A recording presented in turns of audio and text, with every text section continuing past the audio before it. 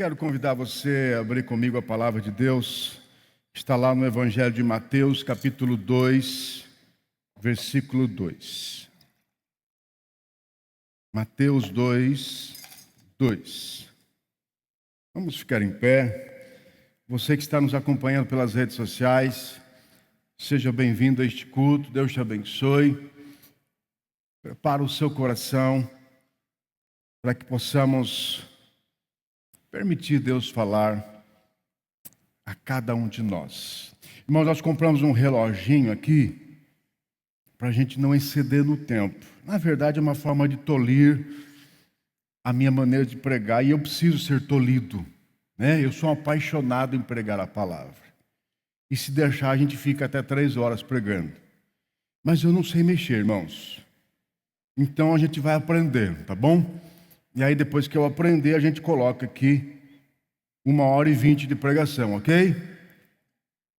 Mateus 2:2, olha lá. Estamos nos aproximando do Natal. E esse texto falou muito comigo. Deixa eu achar o texto aqui. Mateus 2:2. A partir do versículo 1. Tendo Jesus nascido em Belém da Judéia, em dias do rei Herodes, eis que vieram os magos do Oriente a Jerusalém e perguntavam: onde está o recém-nascido rei dos judeus? Porque vimos a sua estrela no Oriente e viemos para adorá-lo. Tendo Jesus nascido em Belém da Judéia, em dias do rei Herodes, eis que vieram os magos do Oriente a Jerusalém e perguntavam: onde está o recém-nascido rei dos judeus? Pai, a tua palavra foi lida e nós te louvamos, pedimos que o Senhor fale conosco por meio dessa reflexão, em o nome de Jesus, amém. Você pode se assentar. É claro que o texto que nós acabamos de ler, ele fala sobre um Jesus físico, um Jesus humano, menino humano, um Jesus que havia nascido em Belém. Hoje nós sabemos que este lugar está lá em Belém, numa igreja que foi construída tempos depois, e hoje ainda é a igreja mais antiga do mundo. Eu digo ainda, porque se ela for destruída, deixará de sê-la, né? Mas ainda é a igreja mais antiga do mundo, a chamada Igreja da Natividade.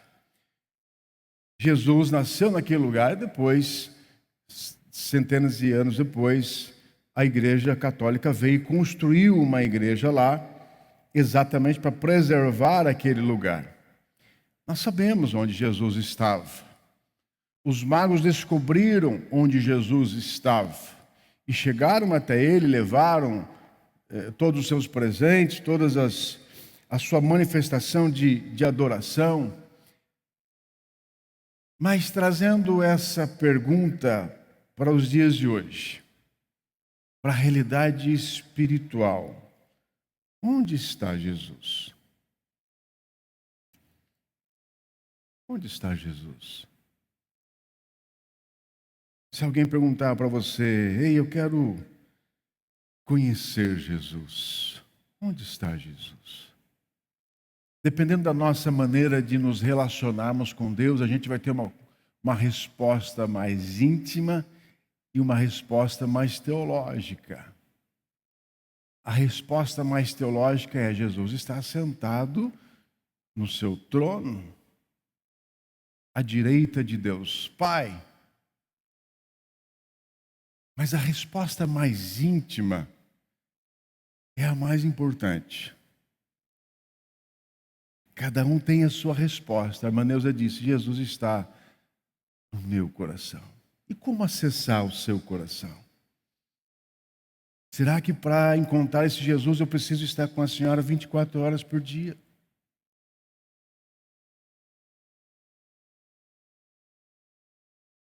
Essa pergunta, ela é provocativa, porque às vezes nós falamos tanto de Deus, tanto de quem é Deus, mas muitas pessoas têm vivido isso apenas na teoria. né? Que é uma coisa totalmente teórica, o crucifixo. Com todo respeito àqueles que acreditam nisso. Com todo respeito àqueles que acreditam nisso. Quer uma outra coisa teórica? O presépio.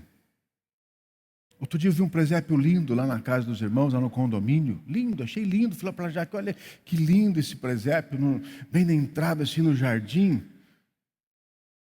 E tem toda uma simbologia, não é pecado você fazer um presépio.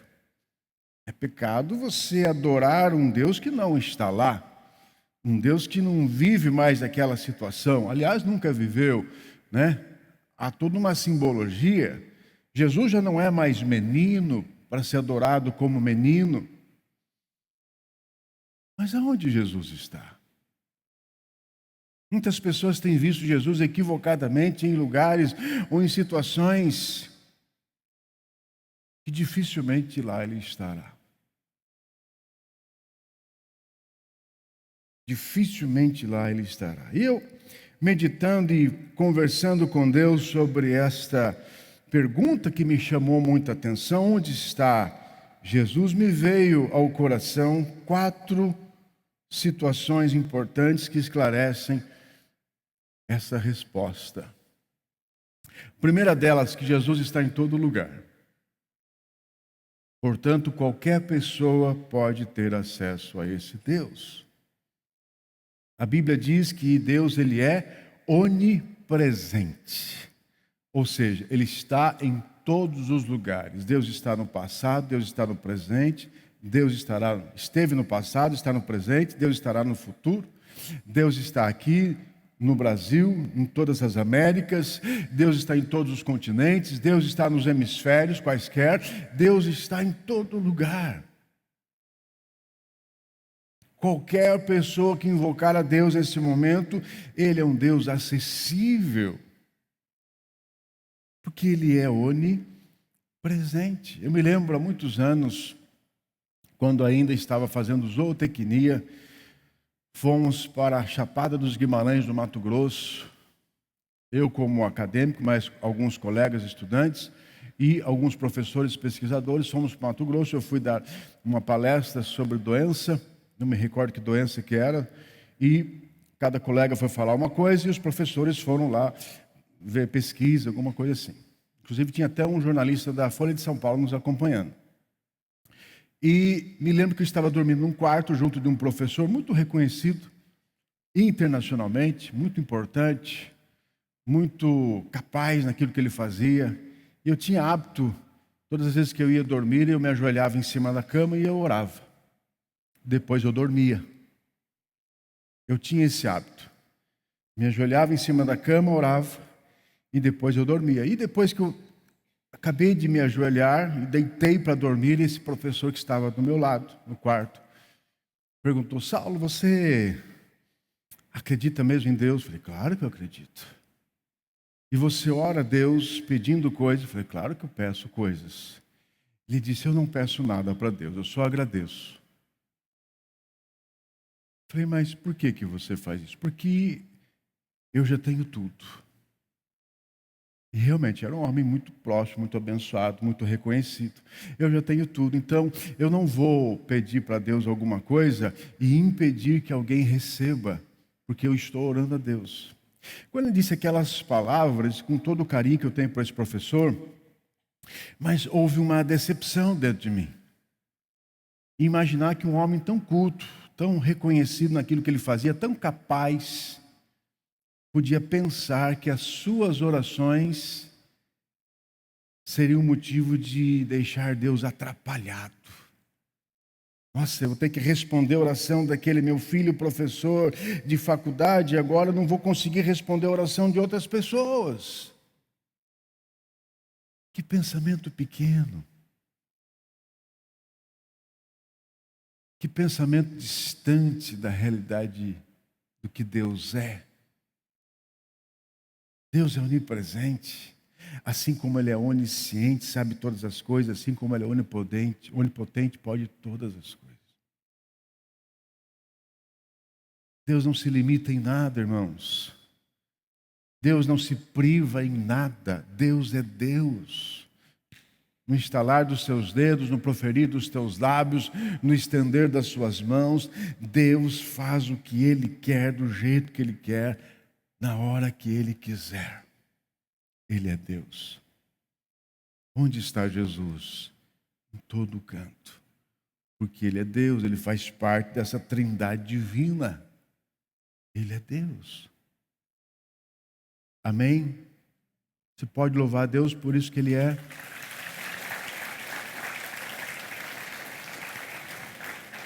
Jeremias 23 diz assim: acaso sou Deus apenas de perto, diz o Senhor, e não também de longe? Ocultar-se-ia alguém em esconderijos, de modo que eu não o veja, diz o Senhor. Porventura não encho eu os céus e a terra? Há inclusive uma canção que diz que Deus é Deus de perto, né? Tem um pastor amigo que ele não gosta dessa canção, porque ele diz: essa canção teologicamente está errada. Deus não é só Deus de perto, Ele é Deus de perto e de longe, diz a Bíblia. Acaso sou Deus apenas de perto, diz o Senhor, e não também de longe? Ocultar-se-ia alguém em esconderijos, de modo que eu não veja? É possível alguém se esconder em algum lugar em que não seja visto e visitado por Deus? Não. Em todo canto Deus está. Em todas as extremidades da terra Deus está. Porventura não encho eu os céus e a terra, eu não completo todo o universo? Onde Deus está? Primeira resposta: Deus está em todo lugar. Em todo lugar Deus é acessível. No banheiro, na cozinha, na sala, no trabalho, na rua, na faculdade, na direção do carro. Quantas e quantas vezes eu indo fazer um curso em Vinhedo, pegava aí 1 hora e pouquinho de estrada para ir, 1 hora e pouquinho de estrada para voltar, 3 anos de curso, acho que era. Quantas e quantas vezes isso foi importante nessa minha caminhada com Deus. Quantas e quantas vezes dirigindo, chorando, porque Deus estava lá falando, ministrando, respondendo, eu desabafando e Deus me consolando. Como é bom você saber que em qualquer lugar Deus está, e mais do que isso, está como um Deus acessível. Mas há uma outra resposta, e nós vamos afunilando essa resposta. Deus está onde 2 ou mais estiverem reunidos em seu nome, diz a Bíblia, Mateus 18:20, porque onde estiverem 2 ou 3 reunidos em meu nome, ali estou no meio deles. Assim como Jesus pode estar em todo e qualquer lugar, de uma forma mais estreita, mais precisa, Ele está onde 2 ou mais estiverem reunidos, falando sobre Ele. Por isso que nós cremos sempre que Deus está aqui na igreja, não somente porque Ele está em todo lugar, mas propositalmente porque aqui tem 2 ou mais pessoas falando no nome dEle. Quer que Deus esteja visitando você na sua casa? Fale com o seu cônjuge, fale com os seus filhos sobre Ele. Quer que Deus esteja visitando você no seu trabalho? Fale com os seus colegas sobre Ele. Quer que Deus esteja com você no seu tempo de lazer? Fale com as pessoas que caminham com você no seu tempo de lazer sobre Ele. Não estou falando de estudo teológico, estou falando de qualquer coisa.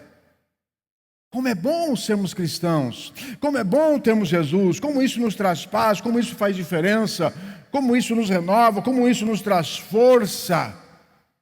Compartilhe das grandezas que Deus tem feito na sua vida, compartilhe das suas necessidades. Ei, você pode orar por mim hoje? Eu não estou muito bem.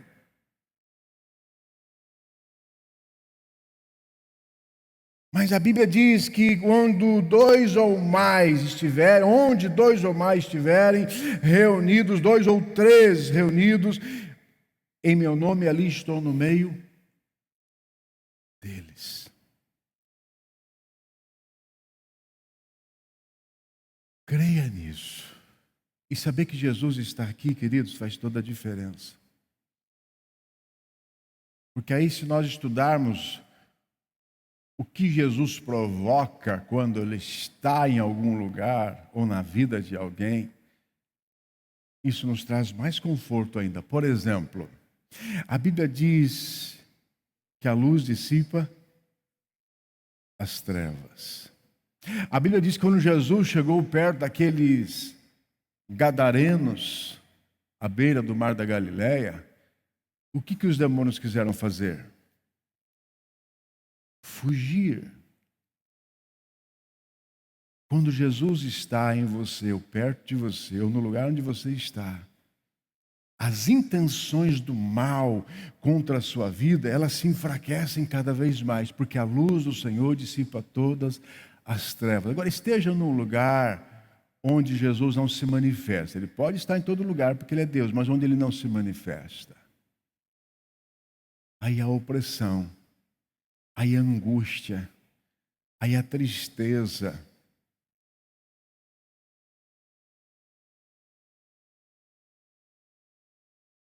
Quantos lugares você chega e você sente um peso? Peso. Porque Deus não está se manifestando ali. Porque a luz de Deus não está ali. Sente uma coisa esquisita, geralmente inexplicável, mas você sabe que é a ausência da manifestação de Deus, porque não há 2 ou 3 pessoas que falam de Deus naquele lugar, porque princípios de Deus não estão sendo vividos naquele lugar, porque há muita maldade, porque há muita inveja, porque há muita cobiça, porque há muito encantamento, porque há muitas palavras que não atraem a presença de Deus, mas expulsam a presença de Deus. Quer um exemplo? Gente que fica falando palavrão. Querido, você está tirando Deus da sua vida. Há um versículo que nós podemos pregar qualquer dia, que ele diz assim, Paulo diz assim, não apagueis o fogo do Espírito. Não apagueis o fogo do Espírito. Quantas pessoas estão apagando o fogo do Espírito? Nas suas palavras, nas suas expressões, nas suas intenções. Isso é tão sério, tão impactante, que a Bíblia diz que há um pecado que Deus não perdoa. Qual é esse pecado? A blasfêmia contra o Espírito Santo. O que é a blasfêmia contra o Espírito Santo? É quando você atribui ao Espírito Santo uma condenação, né? Ou alguma referência que não é dele. Quando chamaram Jesus de Beelzebu, pelas suas manifestações. Quando você atribui algo do diabo e é Deus que está agindo. Eu me lembro há muitos anos, quando começou aqui em Piracicaba um negócio, a unção da lagartixa, não sei se você se lembra disso. A unção da lagartixa. Não sei se alguém viveu essa experiência. Se lembra disso, irmã Dirce? Quanto eu condenei. Hoje eu não condeno mais. Acho esquisito. Acho muito esquisito. A unção do riso. Gente que não para de dar risada. Tem gente que quando fica nervoso dá risada. Mas não é o caso. Né? A unção da lagartixa eram pessoas que diziam que recebiam a presença do Espírito Santo e elas ficavam assim na parede, ó. Coisa esquisita demais. E eu falava, esse negócio não é de Deus. Até que eu aprendi cada vez mais que o Espírito Santo ele usa inúmeras maneiras de se manifestar. Eu falei, Deus me perdoe. Não acho que é o Senhor que está lá. Mas não vou dizer que é o diabo. Porque eu não tenho conhecimento para isso. Porque eu sou pequeno demais para isso. Continuo achando esquisito. Mas Deus é Deus. O profeta Isaías por anos ficou pregando, pregando pelado, nu, por direção divina. Oséias casou com uma prostituta por uma direção divina. O profeta foi orientado por Deus para cozer seus alimentos em cima de fezes humanas. Tem umas coisas esquisitas na Bíblia que Deus manda fazer.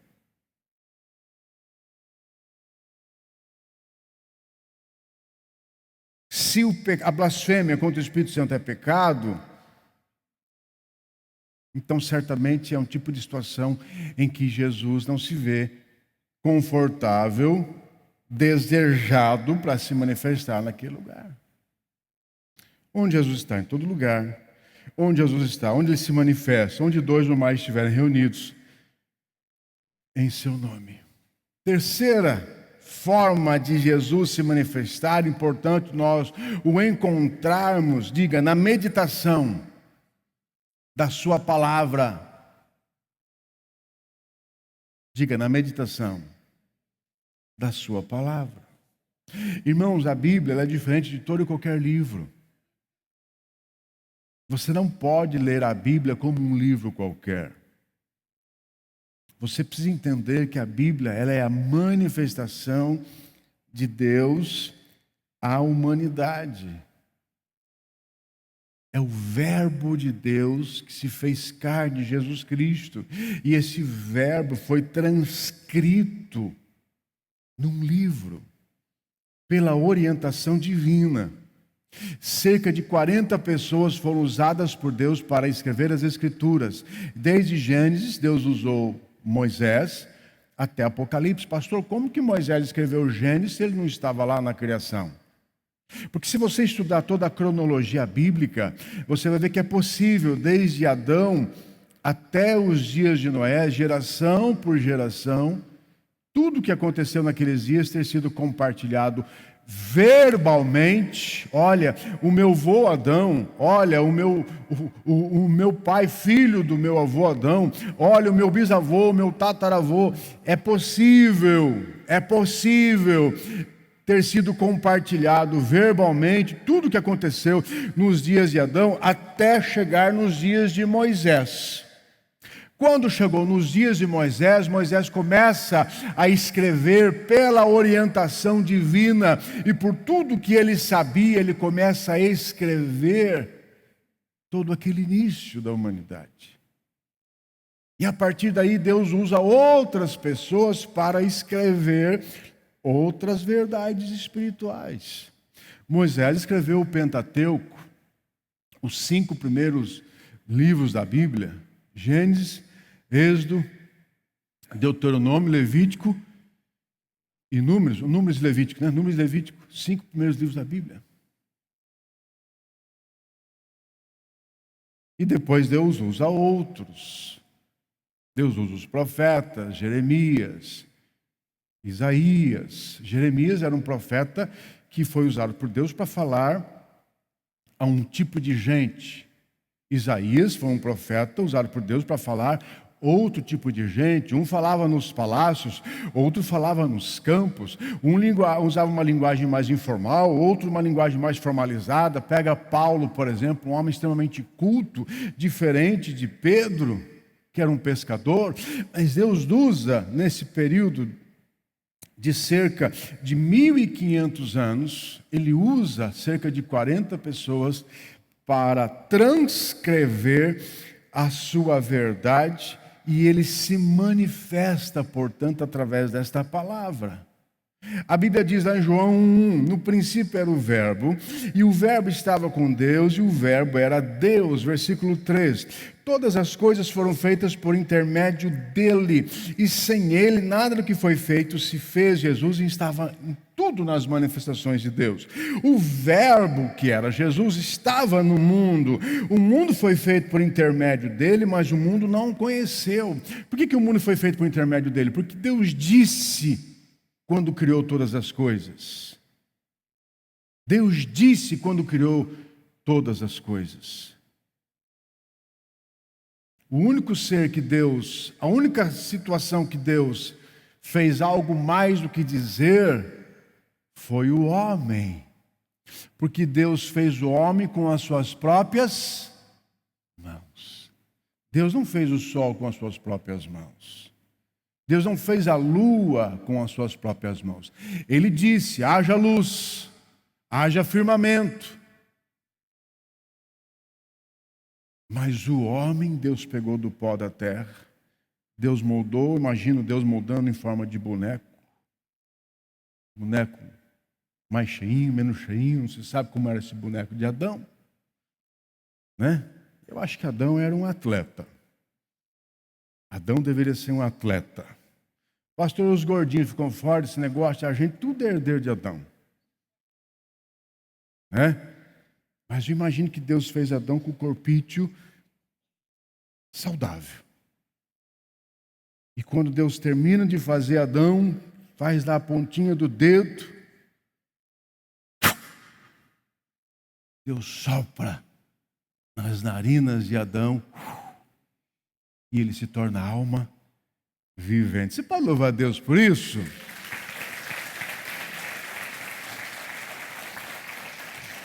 Aliás, há uma pergunta interessante, né? Adão tinha um umbigo, William?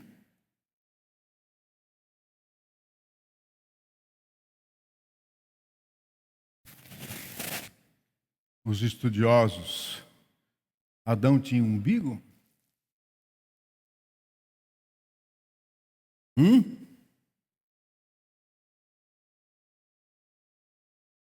E aí, Tiagão?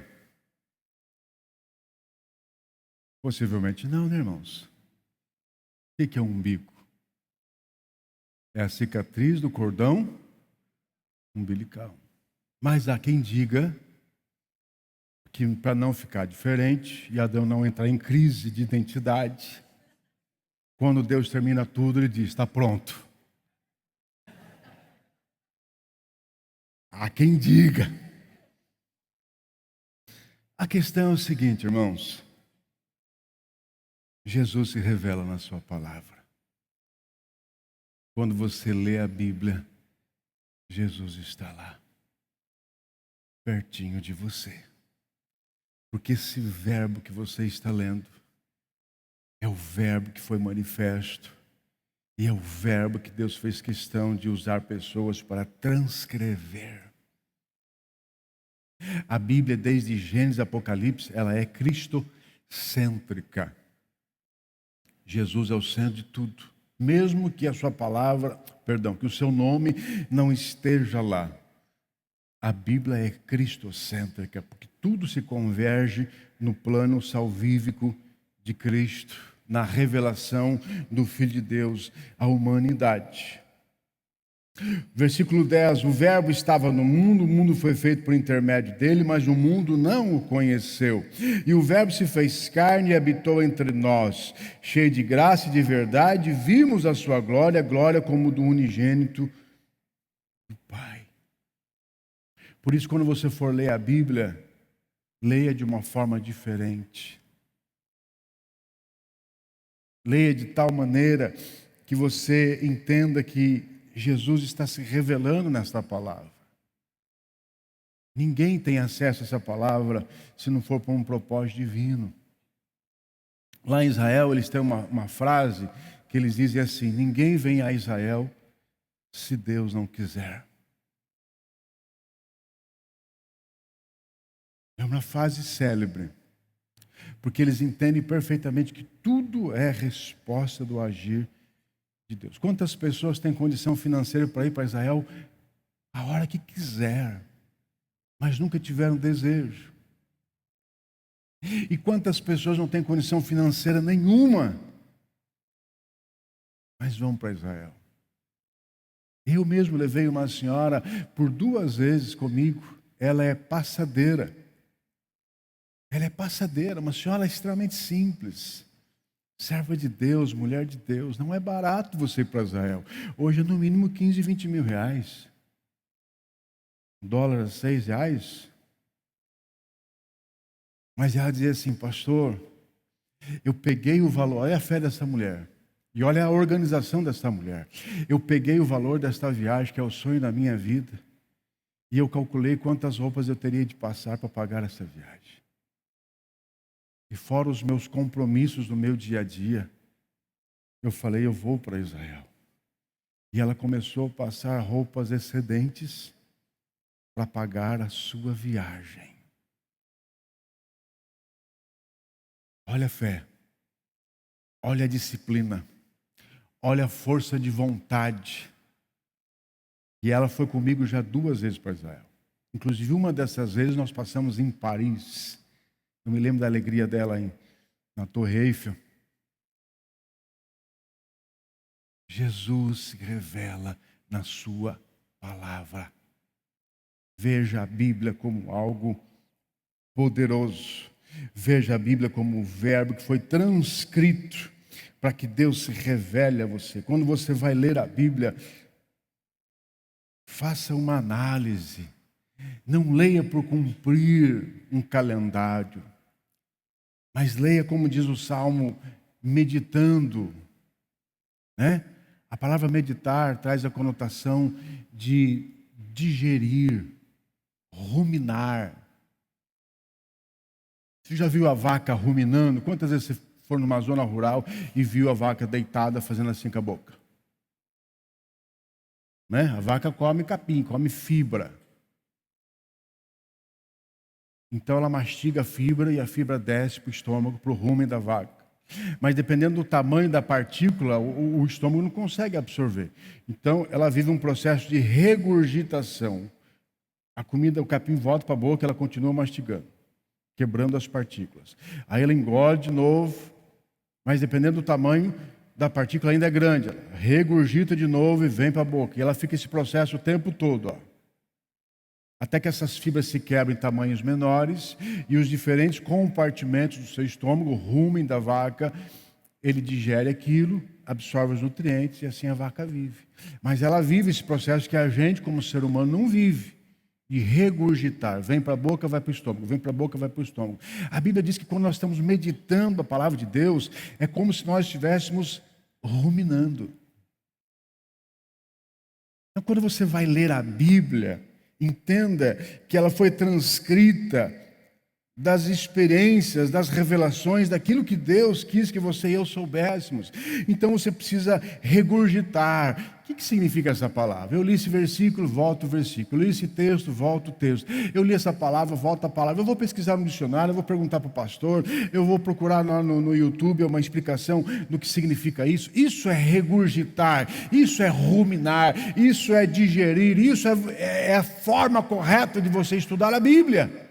E não ler como um livro qualquer. Porque nas entrelinhas existe um propósito divino. Quer uma palavrinha que muda completamente toda a história da Bíblia? Uma palavrinha, 2 letras. Quando tem um versículo que diz se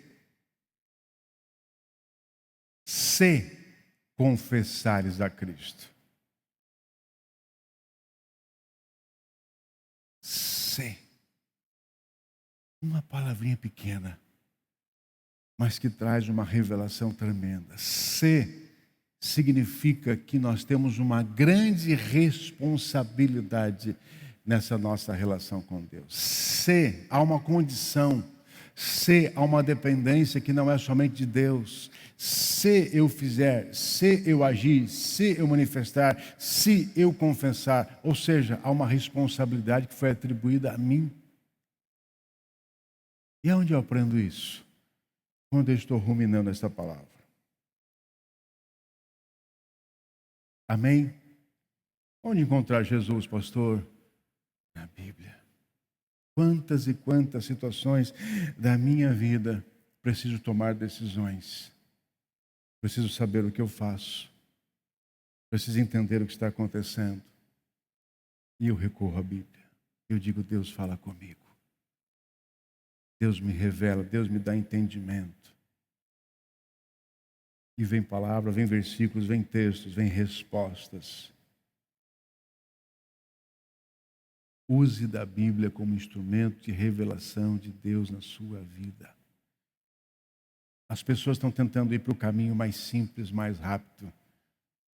mas elas não sabem que é o caminho mais complexo e mais longe, que é o caminho de se tornarem dependentes dos homens. Não, querido, é você e Deus. Você pode até estar num culto como esse, entendendo e aprendendo a Bíblia. Deus levantou pastores, Deus levantou mestres para isso. Mas é lá na nossa pessoalidade que Deus vai falar profundamente ao nosso coração. É nas entrelinhas, é na percepção de um texto, de uma situação, que Deus vai falar com você.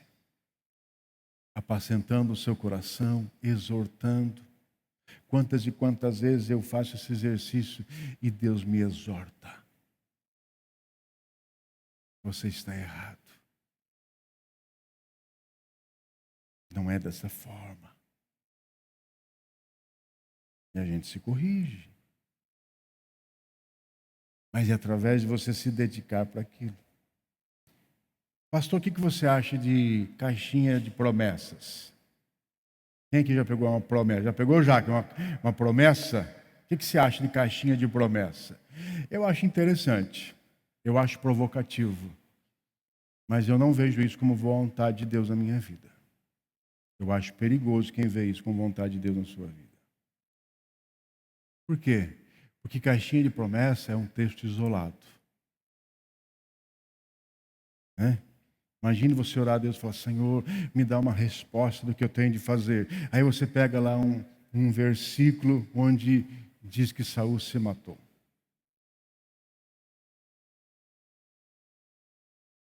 Claro que em caixinha de promessa não tem esse versículo, né?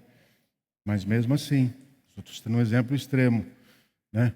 Tem gente que não faz isso com caixinha de promessa, mas faz isso com a Bíblia. Vai lá e sorteia. Cuidado. Cuidado, tá? É muito mais preciso, mais teológico, mais prudente, sábio você estudar da Bíblia. E quando você estiver estudando a Bíblia, o Espírito Santo falar profundamente ao seu coração. E por fim, onde podemos menos imaginar? Onde Jesus está? Onde podemos menos imaginar? Num acidente, numa crise emocional, num momento de solidão. Deus pode estar. Quantas e quantas situações das nossas vidas Deus nos permite viver para que tudo pare e a gente entenda que Deus tem de ser prioridade. Olha o que diz Deuteronômio 31:8. O Senhor é quem vai diante de ti, Ele será contigo, não te deixará, nem te desamparará, não temas, nem te atemorizes. Deus vai com você. Nos momentos bons, nos momentos difíceis, Deus está lá com você. Josué 1:9. O louvor pode vir à frente, por gentileza. Não te mandei eu, ser forte e corajoso, não temas nem te espantes, porque o Senhor teu Deus é contigo por onde quer que andares. Ser forte e corajoso nas horas de maior intimidamento da sua vida, Deus está lá. Nas horas de maior insegurança da sua vida, Deus está lá. Não temas, nem te espantes, porque o Senhor teu Deus é contigo por onde quer que andares. Isaías 41:10, não temas, porque eu sou contigo, não te assombres, não te assustes, porque eu sou o teu Deus, eu te fortaleço, eu te ajudo e te sustento com a minha destra fiel. Pastor, estou vivendo um momento difícil na minha vida. Deus está com você. Jesus está nesse momento. Pastor, estou no leito hospitalar. Jesus está aí. Busque-o, procure-o. Pastor, estou vivendo uma crise no meu casamento. Invoque Jesus que Ele vai se manifestar. Pastor, não estou entendendo o que está acontecendo na minha vida profissional. Não tem problema, Deus continua sendo Deus na sua vida, mesmo no desemprego, mesmo nas lutas, mesmo nos desafios. Onde Jesus está? Também nos problemas. Aonde foi que Jonas ouviu a voz de Deus depois de se rebelar contra Deus? Onde Jonas estava? No ventre de um peixe. E o que tem no ventre do peixe? É um lugar cheiroso, cheira a perfume francês. Não é um lugar que chega a coisa podre.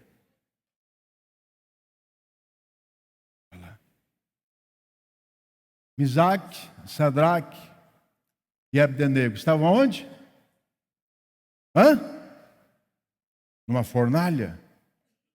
E a Bíblia diz que apareceu um quarto homem. Quando você está na fornalha da vida, Jesus está lá. Daniel entrou na cova dos leões. Deus impediu Daniel de entrar na cova dos leões? Podia ter impedido? Impediu? Não. Mas Deus estava com ele? Estava. Não importa onde você esteja, querido. Não importa o tamanho do seu desafio. Não importa o tamanho da sua luta. Não importa se todos te abandonaram. Não foi isso que Elias disse quando ele ouve as palavras do mensageiro de Jezabel e ele foge e se esconde numa caverna. E quando ele se esconde numa caverna, quem aparece? Deus. E Deus diz: Elias, o que está acontecendo? Ele diz: Senhor, me abandonaram. Me abandonaram. Te abandonaram, mas eu estou aqui. Pode louvar a Deus por isso.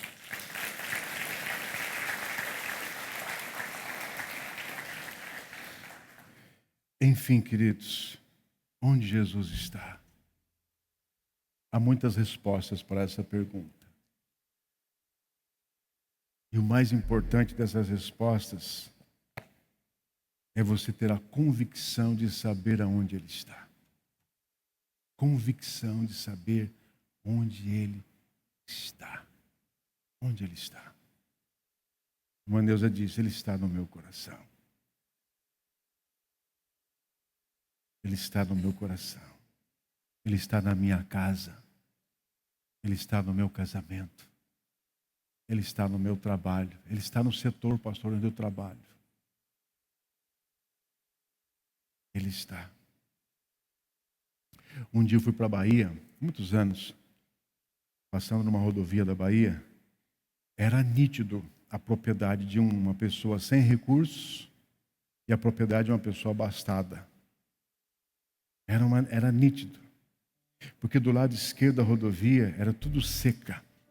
Seca, seca, seca, seca, seca, parecia um desertão. E a cerca é tudo de pau velho, arame tudo torto. Mas na fazenda do lado direito daquela rodovia, era tudo verdinho.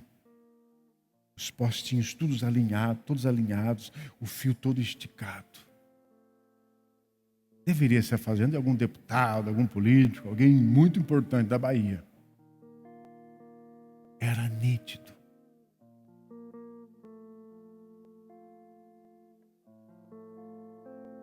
Quando você sabe onde Jesus está, e quando você permite estar na sua vida, é nítido. Quando as pessoas olham para você e olham para alguém que não tem Jesus. Porque estar em nós e nos lugares onde nós estamos, cultivarmos a presença de Deus nas nossas vidas, faz toda a diferença. O meu cunhado, nós estamos encerrando, o meu cunhado, quando ele se converteu, foi nítido. Ele tinha uma foto antes e depois de aceitar Jesus. Parece duas pessoas completamente distintas. Uma cara toda amarrada, franzina. E uma cara toda simpática. Eu me lembro de uma pessoa que entrou na igreja uma vez, há anos atrás. Grande, quase 2 metros, forte. Falei: eu vou apanhar desse rapaz aqui. Sim, irmãos. E eu fui orar por ele. E quando eu orei por ele, ele aceitou Jesus, entregou sua vida para Jesus e entendeu que não valia a pena viver os seus traumas, as suas dores, os seus medos. O seu semblante foi visivelmente transformado. Era a presença de Jesus fazendo parte agora da sua vida. Você pode louvar a Deus por isso?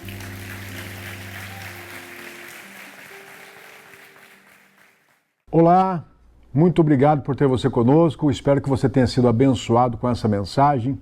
Nosso desejo é pregar a palavra de Deus, levá-la a todas as pessoas, sempre na certeza que Deus é aquele que transforma a nossa história, transforma a nossa vida, cuja palavra é poderosa para cada um de nós. Até o próximo vídeo. Deus abençoe. Se você puder, compartilhe esse vídeo com seus amigos, com as pessoas que você conhece. Afinal, queremos abençoar cada vez mais um número maior de pessoas no nosso dia a dia. Um grande abraço. Deus abençoe. Obrigado.